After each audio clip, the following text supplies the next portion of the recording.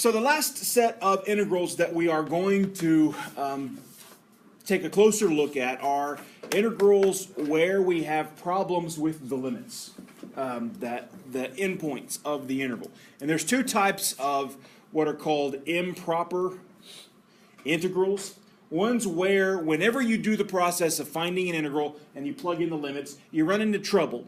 And the two types are one where the limits go on forever, so that is, I can plug in maybe infinity on the top or bottom or both, or integrals where the limits are at places where the function's not defined, where the integrand is discontinuous. Let's start with the first type. I'm going to talk about what are called infinite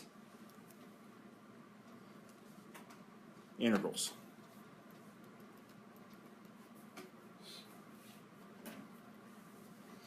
And here's a picture, not a computer rendered drawing, this is a hand drawing. I'm sorry, but I figured it would make life a little easier if you didn't have to draw my picture. So here's the idea. I got a function right here that's 1 over x squared, and I want to find the area underneath the curve starting at 1, but I want to find the area forever.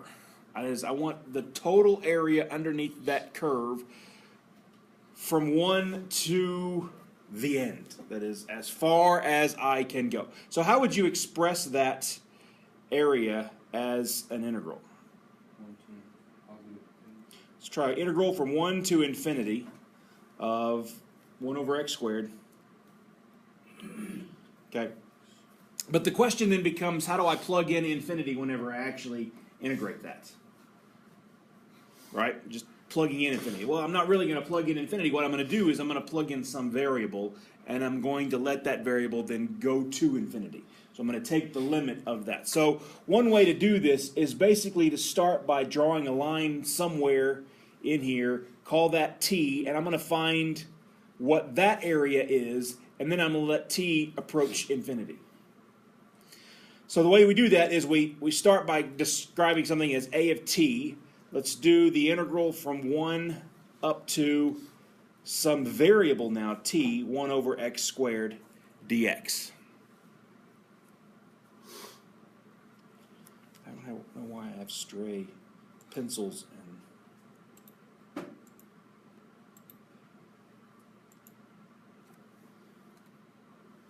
cursors on my screen there. Let's try that now. Sorry about that. Interruption. Came back again. It's just stuck there. What is going on?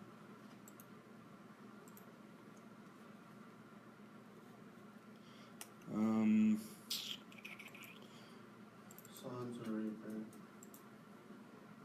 Do what? The signs are incorrect.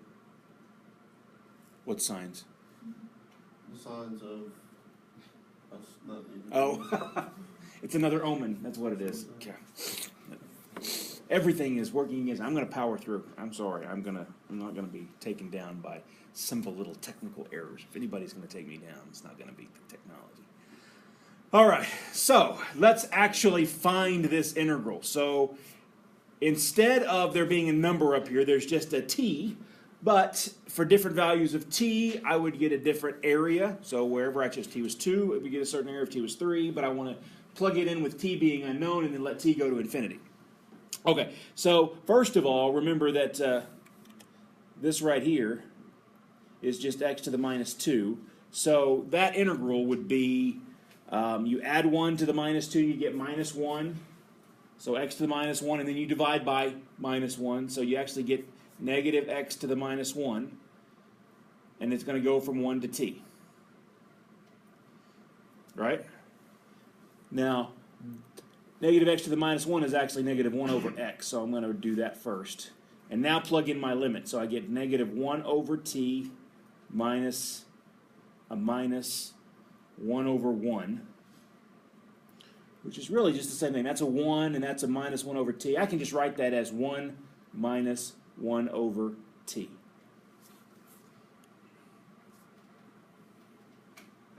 So this right here is the area from 1 up to t, or a of t. So now then what we do is we take the limit of a of t, as t approaches infinity. In other words, what's the limit as t goes to infinity of 1 minus 1 over t? Anyone?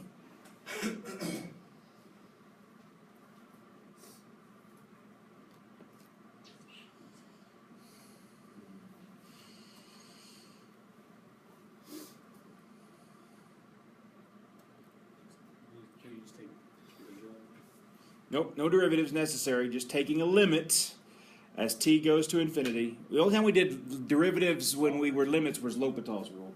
You don't need that here. Nope. This is just, you got to think about what happens to these numbers as t gets large. Oh, it goes all the way Goes down. to 0. No, it goes to 1. Right, so this one right here stays 1, right?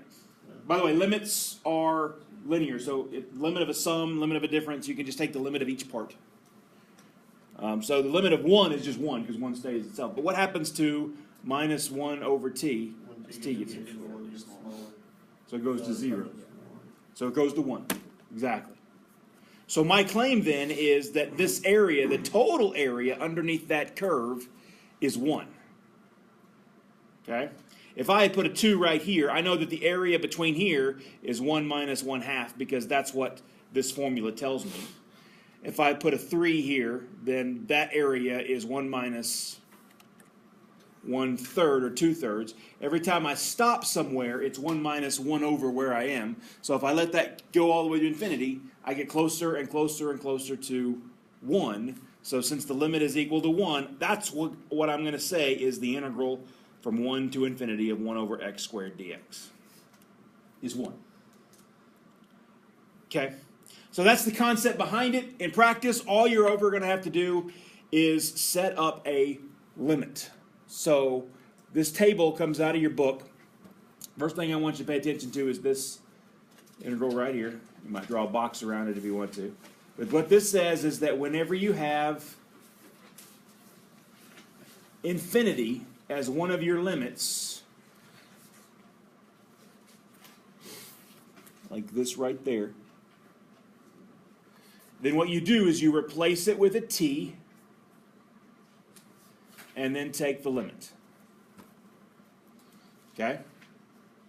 So anytime you see the integral from a to infinity of something, rewrite it as the limit t goes to infinity of a to t of that thing, take the integral and then take the limit.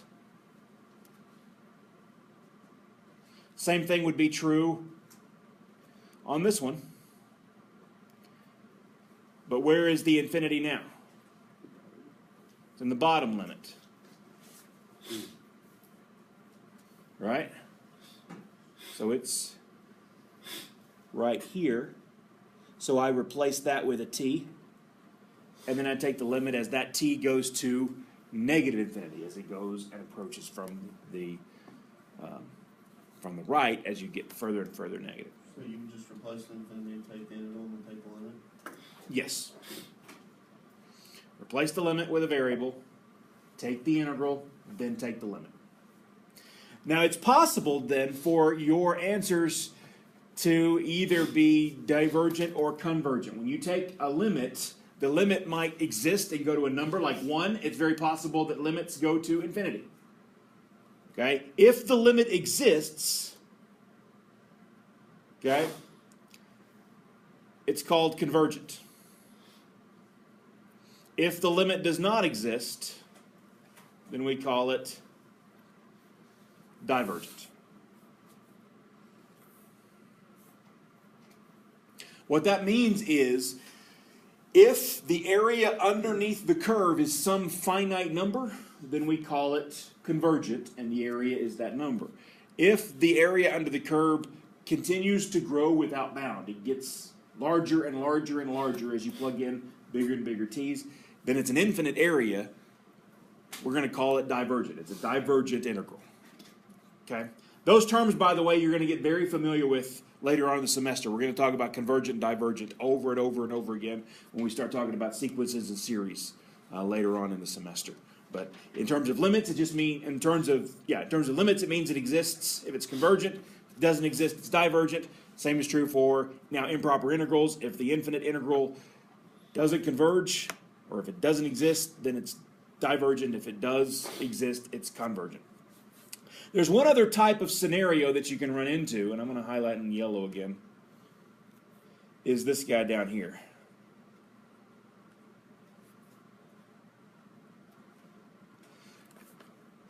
What does he have? Both infinities, okay? So you don't choose the same variable. Well, you do. What you don't do is try to take the limit at the same time. What you want to do is you want to break this up into two separate intervals. So you basically choose some point, which I'm calling A, and just break this up into two intervals. So when I say you have to take the integral over negative infinity, positive infinity, that means you're taking the total area underneath the curve. Here's an example. This is a curve that shows up in probability. It's the bell curve. One of the things they're doing right now in that course in probability is finding probabilities from what's called a PDF, a probability density function. And the way that you measure the way that you measure probabilities from continuous distributions in probability is by finding the area underneath the curve. But this one is unique in that you don't start at one point and end at another. You take the area underneath the entire curve. Okay? So this total area is the integral from negative infinity to positive infinity of whatever your f is. Okay? That's the total area. But the way that we find that in practice is we pick a point anywhere on the graph vertically, and makes most sense to do it at 0, and then we find this area and this area and add them up. So you'd break this up into the integral from 0 to infinity. Actually, I would start with negative infinity to 0 plus the integral from 0 to infinity. And find those both separately using these techniques. Replace the infinity with the variable, integrate, take the limit. Okay? Most important thing, again, I'll just say it over and over again. We're going to write it more than once in our notes. Always write improper integrals as a limit.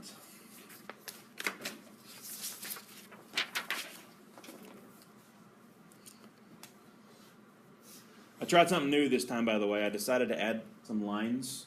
Do you like that or not like that on your notes? I don't like it. I mean, I didn't like, whenever I took notes in my calculus class and all of my math classes, I used plain copy paper because I didn't like somebody else telling me where I was supposed to write on the paper. I want to write wherever I want to write. Those lines, they're just suggestions anyways, and all my formulas were too big to fit between them anyway, so I wrote wherever I wanted to. But I also recognize that a lot of folks like a little bit of structure so they can keep it all spaced evenly and such. So I'm trying this out. You tell me if you want me to stop or keep doing it. I'll do it either way. Either way, now you got some lines to write on. Oh, and this got bumped. This should be down here. That's a pain in the butt. No, Even my notes, it's on the right page, but it's not on yours. Sorry about that. Does it mess the rest of these up? Okay, we're good on the rest of them, but that's just that one. Okay, so let's do an improper integral. We recognize this one's improper. Why is it improper? It's got an infinity. Okay, so first thing you do is write it as a limit.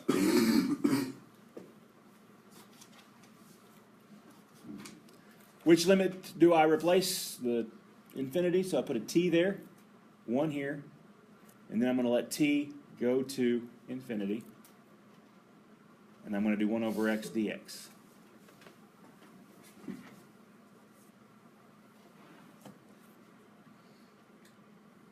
Okay? So keep the limit out front, and now let's take the integral. Natural log, absolute value of x from 1 to t. So the limit as t goes to infinity, natural log of the absolute value of t minus the natural log of 1.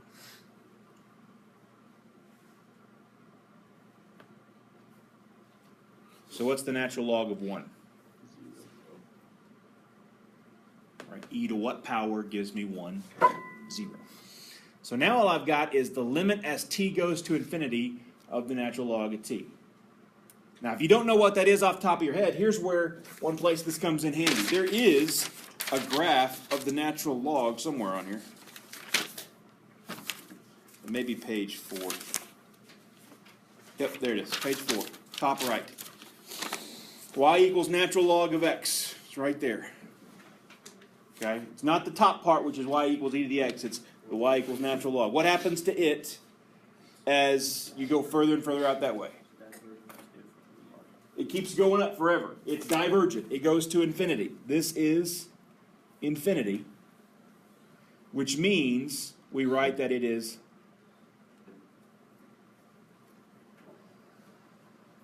divergent.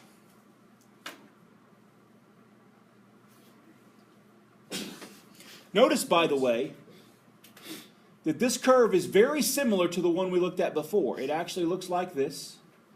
Starts here at 1.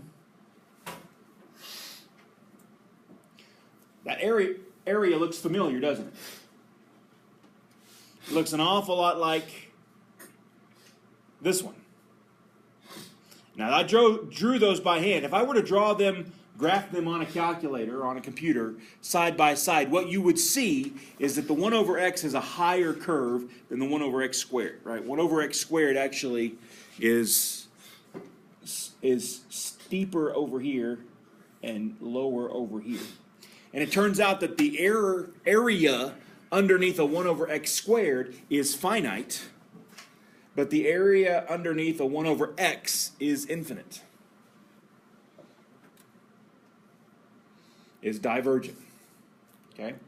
Interestingly, I'm not going to prove this, but this is one of the examples in the book. He does the integral from 1 to infinity of 1 over x to the p dx. Turns out that if p is anything bigger than 1, it converges. If p is 2, like we did before, 1 over x squared, that area is finite. It converges. It doesn't blow up. It's not divergent. But if it's 1 or smaller, still positive though, then it diverges. 1 is like the breakpoint. At exactly 1, it diverges. If you do 1 over x to the 1.0000001, that actually converges. Surprisingly. But that's where the changeover occurs. But anything less than that, if you did 1 over square root of x, that's x to a 1/2 power. That one diverges. Okay? It's called a harmonic function. When p equals 1. This word harmonic, we will revisit when we get to sequences and series. Okay, so again, change the infinity to a variable, take the integral, then take the limit. Done. All right, let's rewrite this problem that should have been on the next page. Integral from negative infinity to 0 of x e to the x dx. Any questions on the last one before we move on? All right. This will be a good refresher. So first thing you would do is what? Rewrite it as a limit. So this is the limit as t goes to negative infinity. The integral goes from t to 0, x e to the x dx. Would it not be negative t? No, I just stick a t in there directly, and then I'm going to let t go to negative infinity. Okay. You've got that up here in the green. You can see that.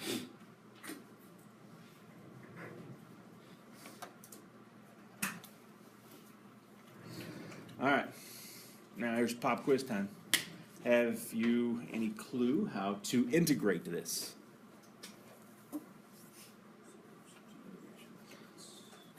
I hear substitution down there. what would you let substitute? I see integration by parts over here. I think substitution, the problem with substitution is I don't know what to let u be. So that du shows up, right? When that happens, when you exhaust all your kind of choices as you start looking through there, then you start to think, okay, if I break it down into pieces, is there one part multiplied by another part where one of the parts will get simpler if I derive it? That x will. So that's perfect choice for integration by parts. Remember, that's integral v du, no, integral u dv equals uv minus integral v du. You probably haven't said that to yourself in a while, but I've told you, say it over and over and over again. uv minus integral v du.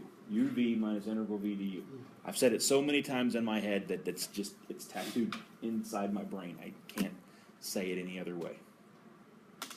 uv minus integral v du. All right. So, what should I let u, and what should I let be dv? E to the x dx. So du is dx. V is the integral of e to the x, which is just e to the x.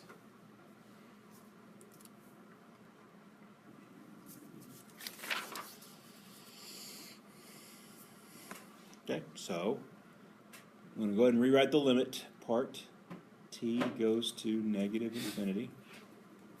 Now, uv is x e to the x for the limits t to 0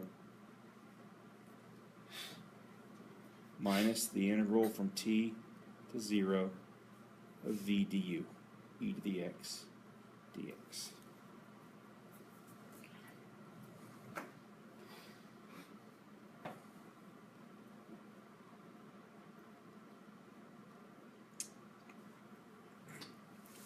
Okay. Limit t goes to negative infinity. That just kind of stays out there until we finally take the limit. Plugging in 0 and then t and subtracting. Now plugging in 0 into this, well, the e to the 0 is, but then I've got to times the 0. 0 times 1 gives me 0. So I'm not even going to write it down. And then t, I'll have a minus because I'm subtracting the bottom limit. T e to the t.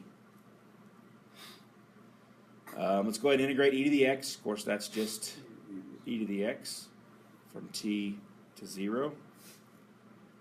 That gives me, again, its limit t goes to negative infinity. I have a minus t e to the t, and now I've got, I'm going to subtract, plug in 0, plug in t. So minus e to the 0 is now 1. And then I've got this minus here, and then I'm going to subtract the bottom limit plugged in, so that's minus a minus makes plus e to the t.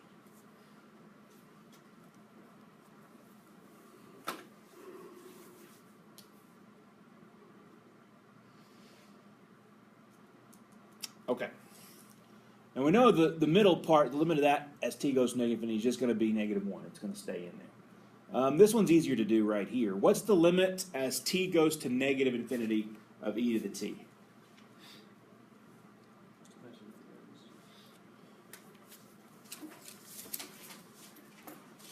Your e to the x function's graphed on here, so you can look at a picture of it. What happens as you go to negative infinity with e to the x?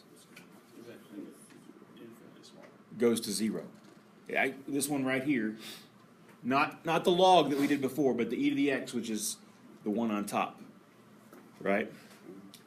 It goes, as we go out this direction here, it gets closer and closer to the x-axis, which means it's going to 0.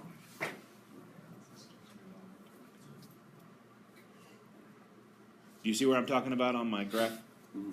I mean, it's this graph right here is e to the x.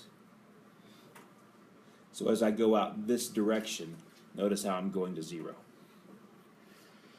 All right, now this one's a little bit harder. Let's consider the limit as t goes to negative infinity of negative t e to the t.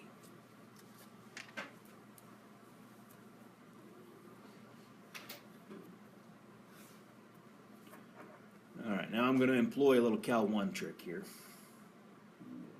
Because if I plug in negative infinity, I get negative infinity times 0. Right? Because of negative infinity, actually I get positive infinity because negative times a negative is positive. But if I looked at exactly what the problem is in working with infinite limits, there are what are called indeterminate forms. It's like when you get any of one of, I think there's 7 indeterminate forms, you can't tell what the answer is going to be. Some of them are like infinity minus infinity is an indeterminate form. Because that could be infinite, that could be 0, that could be negative infinity, it could be anything, depending on how fast those two things go. Infinity to the infinity, or 0 to the infinity, or 1 to the infinity. Those are all examples of cases that are indeterminate. But there's 2 indeterminate forms that are good for limits, because we have a trick to work with them. I'll put it in red over here. Recall indeterminate forms of 0 over 0 or infinity over infinity. Do you remember why those are good?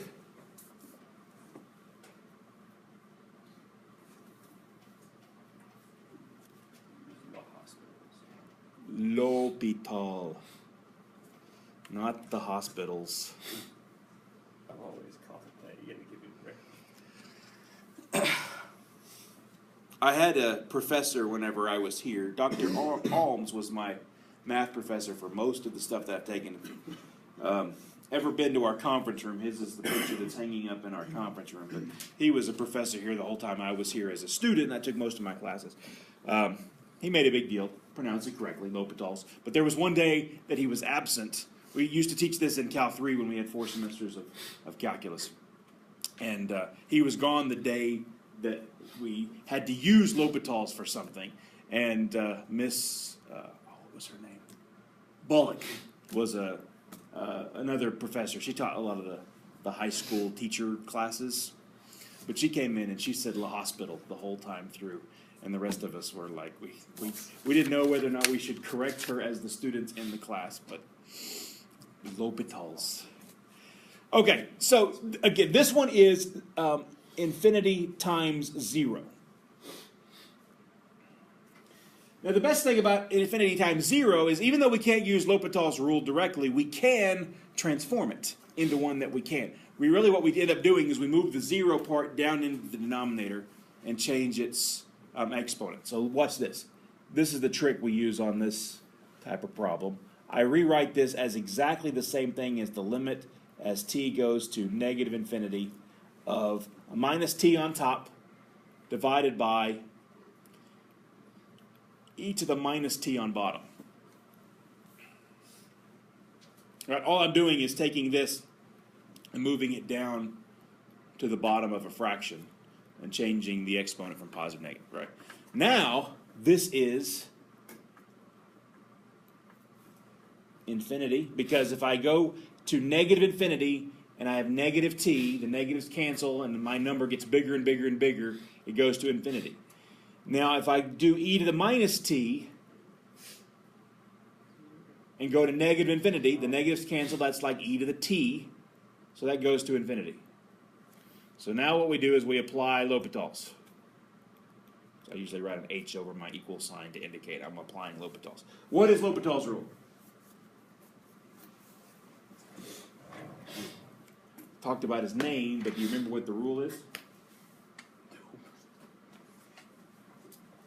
All right, off to the side here.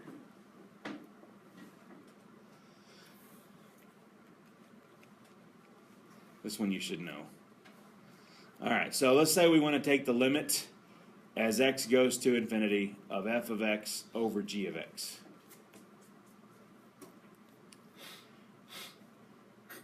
So if it's 0 over 0 or infinity over infinity, meaning if you take the limit of f and the limit of g and they're both 0, you take the limit of f and the limit of g and they're both infinity, then what you can do is this. The limit as x goes to infinity of f prime of x over g prime of x. Only under these circumstances right here can you do this. But if that's true, then this limit as x goes to infinity of f over g will give you the exact same number as if you took the derivative of the top over the derivative of the bottom. No quotient rule or anything like that. Just take the derivative of the top, derivative of the bottom, and then take the limit. Whatever number you get then is the actual limit of the original dude.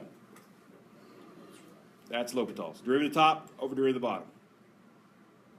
So, this becomes the limit as t goes to negative infinity. What's the derivative of the top? 1/2, negative 1/2 t squared. Might integral. Derivative. And 1. Negative 1. Right? Derivative of negative t is negative 1. Everyone together. The derivative of negative t is negative 1. All right, derivative of e to the negative t.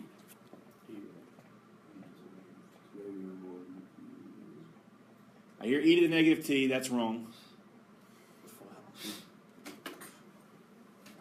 Put it bluntly. What is the derivative of e to the negative t? Negative e to the negative t. Chain rule. Don't forget the chain.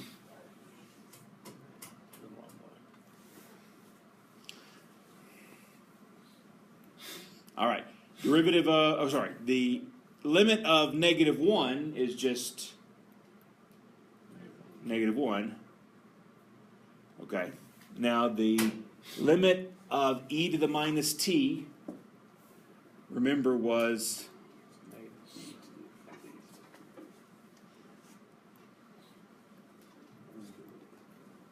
it would be like negative infinity down there, right?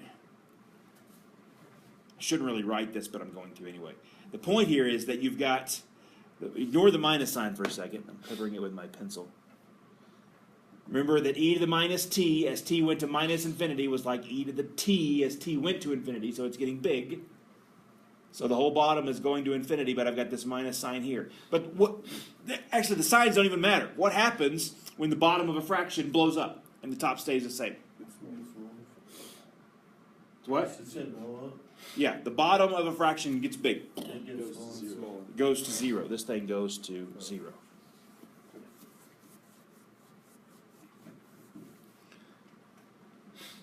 So just to be clear, here's what we've got now. This is the limit as t goes to negative infinity. We had a minus t, e to the t, a minus 1. We just showed that that goes to 0. This e to the t also went to the 0. So what do we get? Negative 1. It is convergent, and the area is negative 1. So taking limits, you may have to apply your skills that you learned back in calculus to do limits, and I've refreshed your memory a little bit here. Whenever it's either 0 over 0 or infinity over infinity, you can use L'Hopital's rule. If it's 0 times infinity, you can usually modify that so that it becomes one of these two indeterminate forms, and then you can apply that L'Hopital's rule. Beautiful. And I also refreshed your memory on integration by parts, uv minus integral v du. Fabulous. All right. We got time for one more, and then we'll have to finish the type 2s on Monday. Okie dokie. Integral from negative infinity to positive infinity of 1 over 1 plus x squared dx. Break it up. Pick any number between negative infinity and positive infinity. 0. Oh, right there in the middle. Why not? So negative infinity to 0 of 1 over 1 plus x squared dx plus the integral from 0 to infinity of 1 over 1 plus x squared. By the way, that is the hardest guessing game that I just created in the world. Pick any number between 0 or negative infinity and positive infinity. Yeah.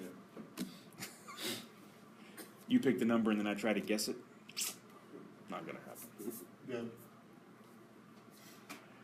We do whenever I like get second and third graders come into our building for tours and stuff, and we do little presentations, I always do the dictionary trick for them, which is kind of like that. You know the dictionary trick? I have them pick a single word out of the dictionary, and in 20 questions or less, I can find that word. All you do is it before this, you split the book in half. And you say, is it before this one? And if they say yes, then you split the next in half. They say no, you split the second part in half. And because there are less than 2 to the 20th words in the dictionary, you're guaranteed to get there in less than 20 guesses. On the other hand, if you try that with negative infinity to positive infinity, if you have an infinite number of words, It's not going to work. it doesn't work. All right, but you picked a good choice, 0 right there in the middle. So now we've got to do these as two separate limits. So this is now the limit as t goes to negative infinity, the integral from t to 0, 1 over 1 plus x squared dx, plus the limit as t goes to positive infinity from 0 to t, 1 over 1 plus x squared dx. Now you got to do it separately, but just keep in mind there's one advantage on this problem that you have, is that finding the antiderivative of each of these is the same. It's just a matter of how you plug in your limits and take the limits. So I treat them separately. I do this problem and I do this problem. Like I do two separate problems. So let's consider in the middle of this the second one. I'm going to do the limit as t goes to infinity of the integral from 0 to t, 1 over 1 plus x squared dx. And I arbitrarily chose the second one. I'll do the first one in just a second as well.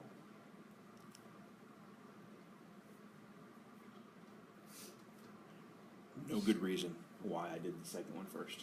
Makes no sense at all, but I did it. Okay. So we've rewritten the limit. Now let's do the integral. What is the integral of 1 over 1 plus x squared?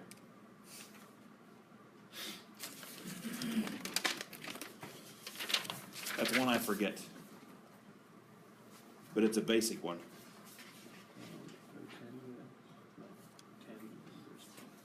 Yeah, it's the inverse. It's number 17. It's also back on your derivative formulas. It's like one of the early ones, right? It's the inverse ones. So you can either see it as number 21 on page 5 or 17, where a is 1, on page 6.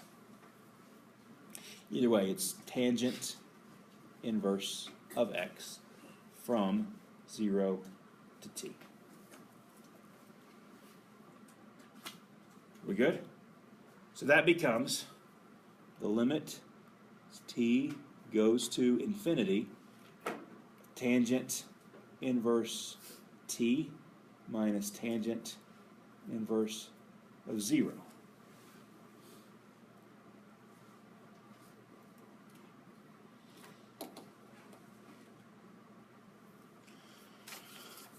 Now, if you forget that off the top of your head, good news. Tangent inverse is graphed for you.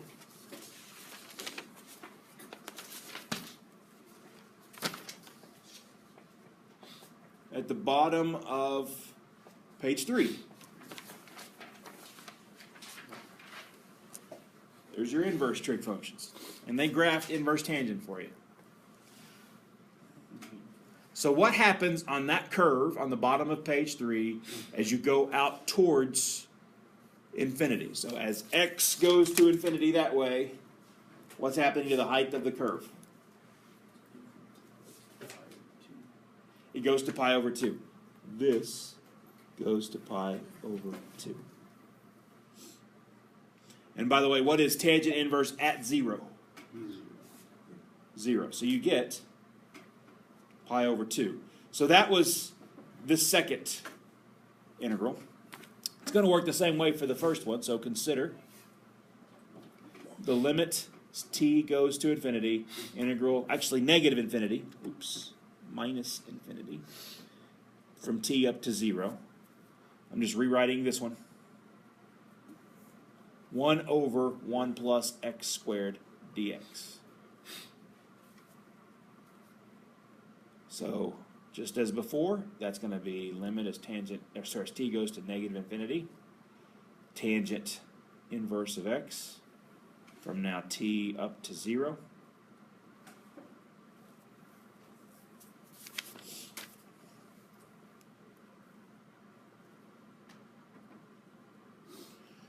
So, limit t to negative infinity, tangent inverse of 0 minus tangent inverse of t.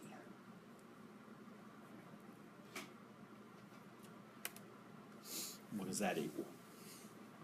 Negative pi.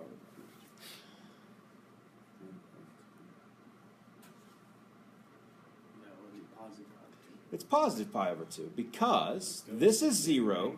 Negative pi over 2. This right here by itself, as we go out to negative infinity, so as you go out to the left on the tangent inverse curve, it's going down, right? But it's approaching negative pi over 2, but then you've got a minus in front of it. This minus and this minus give you positive pi over 2. So now this right here is, the first one you said was now pi over 2 plus this one, pi over 2 equals pi.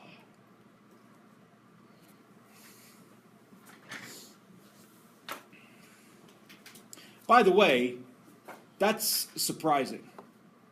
Pi is like an uninvited guest that shows up all over the place. I mean, you start with this problem right here. Look at this, right there. Is there anything about that that suggests circles, that suggests radius of areas of circles? There's nothing there that would suggest pi would show up. But then all of a sudden, there he is, barging through the door like he always does. Pi's there for no good reason. But he is, that's the answer. That's the total area underneath the curve of 1 over 1 plus x squared. I mean, I'm curious, I'm going to go do it because I want to know. If I were to graph that function, 1 over 1 plus x squared, what does it look like? I go to Wolfram Alpha and type in 1 over 1 plus x squared. It's a bell-shaped looking curve. The total area underneath that curve, as you go to infinity, is pi. Okay, the next type of problem we'll look at starting on Monday are type 2 improper integrals. That's where you have discontinuous integrands. And you see an example of that down here. Instead of the asymptote, or the thing that we're trying to take the limit of, being horizontal going out to infinity or negative infinity, now what's going to happen is as we get close to one of the limits, we can't actually plug in the limit. There is no b. F of b does not exist.